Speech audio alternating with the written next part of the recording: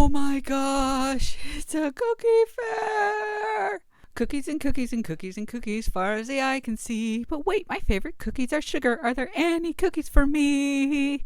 Hi, do you have sugar cookies? No, sorry. Hi, do you have sugar cookies? What? Ew, who eats those? Hi, do you have sugar cookies? We don't, I'm sorry, but good luck in your search. Hi, do you have sugar cookies? We don't make those, but could I interest you in our chocolate chip samples? They are 100% vegan. Hi, no, hi, no, hi, no, hi. For the last time, no. Gosh, kids these days really think everyone should make everything for them. How much more entitled can you be? Why does it matter what kind of cookie you like as long as it's good? Oh, you're not buying anything? How typical. Run me out of business because I don't have what you want to buy. This is discrimination against all other cookies. Suppressions of my rights to bake whatever I want.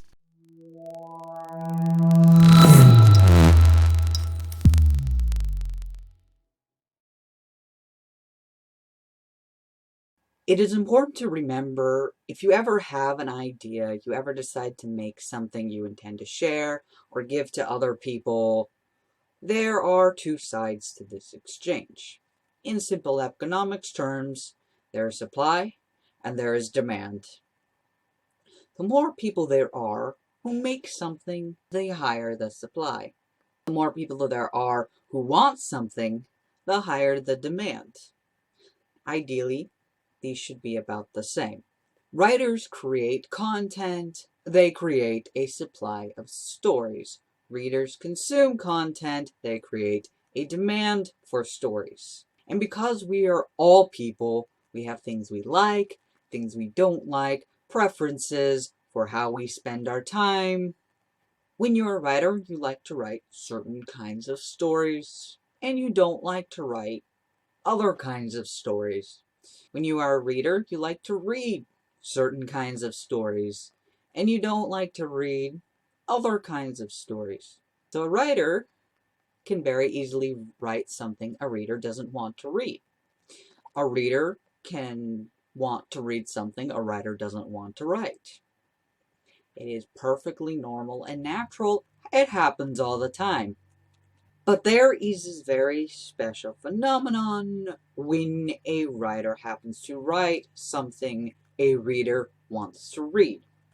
A special moment as a writer where a reader you will never know picks up your story and falls in love with it. A special moment as a reader where a writer you'll never know has created this magical journey you find yourself lost in. In a perfect world, this would happen every time a reader picks up a writer's book. But the thing is, there are billions of stories out there in the world. Amazon alone, a company founded as a discount book reseller, currently has about 50 million books on its platform, with a new book uploaded every 5 minutes or so. If you've read your bookshelf dry and want to pick up a new adventure, 50 million books is a lot to go through. And if you're a writer who wants your book to find its audience, 50 million books who also want to find their audience is what you have to compete against for your ideal reader's attention.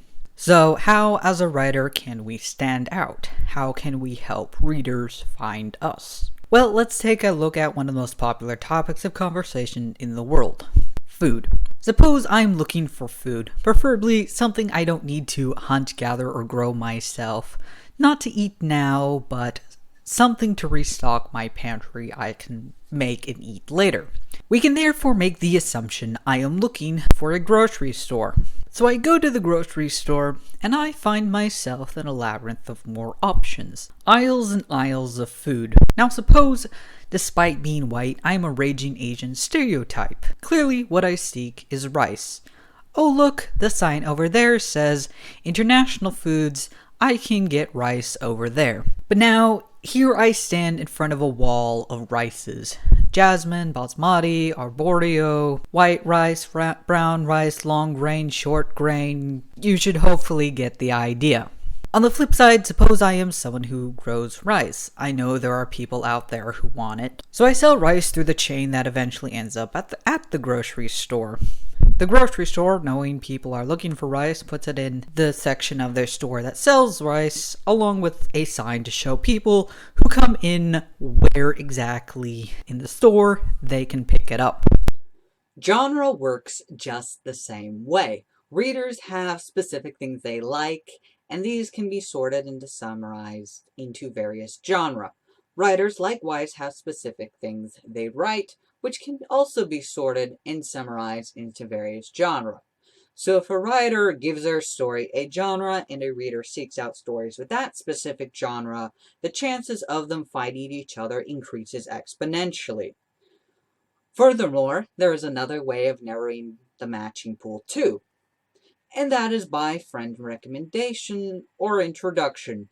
If a reader asks a friend to recommend the books of a specific genre, and their friend knows not just a book with this genre, but a writer who has written several books in that genre, they don't just need to recommend a list of books. They can just say, hey, check out this writer, what they have written. They're probably what you're looking for. I think you would love them. What happens if you don't know what genre you like to write, or you don't know what genre you like to read?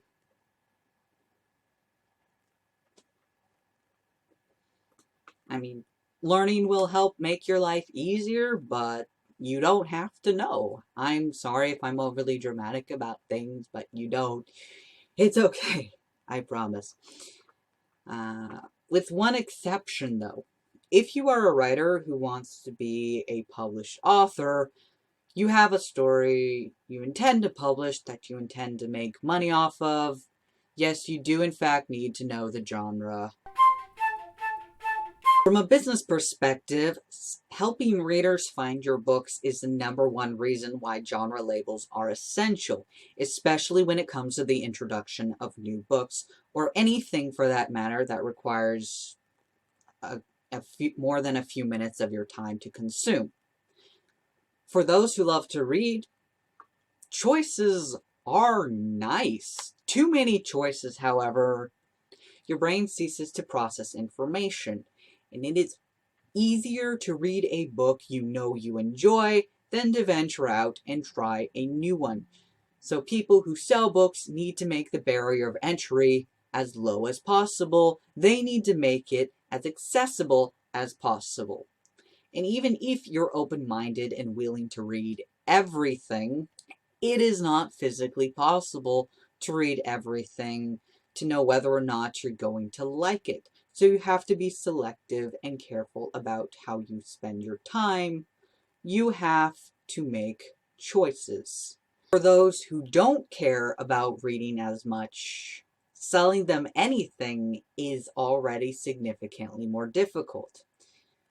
Because while I hate to say this, yes, life would really suck without books, but they aren't food.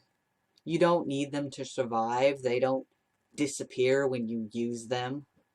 So if you're overwhelmed by choices, no real way of finding what you want, what you like, or no way of knowing if anything out there is in fact something that you like, it's just easier to leave the bookstore than bother figuring it out. You can read the same thing over and over again for a pretty long time. Or you can just not read at all. Go forth and do what actually makes you happy. On the bright side, however, because genre is essential to selling books, genre in the publishing world is largely determined by reader demand. Going back to my last video, genres are being invented all the time. Just find a pattern to what people like, give it a name, and slap a label on the book cover. And now I'm rambling. The point is, whatever in the world you write, kinky lesbian romance or modernized Shakespeare with dogs or whatever hole my imagination crawled out of, there is an audience out there for you. You just need to help them find you. And the fastest, simplest way is genre. And lots of marketing. Getting people to read your book, even if it's free, is still pretty difficult. I'm sorry if I made that sound simple. So give your book a genre, and your future readers' book-loving adventure will now go something like this.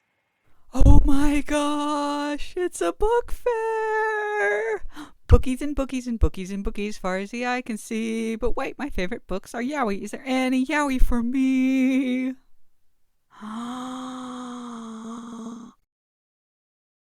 And with that, I'm ending this video right here. Thank you for watching my journey into learning how to not rant about absolutely everything at once. As I said, my next video, I'll be talking about how genre relates to creating your writing brand. If that is something you're interested, as always, like, subscribe, you know how YouTube works, but until next time, or until never, stay uncomfortable.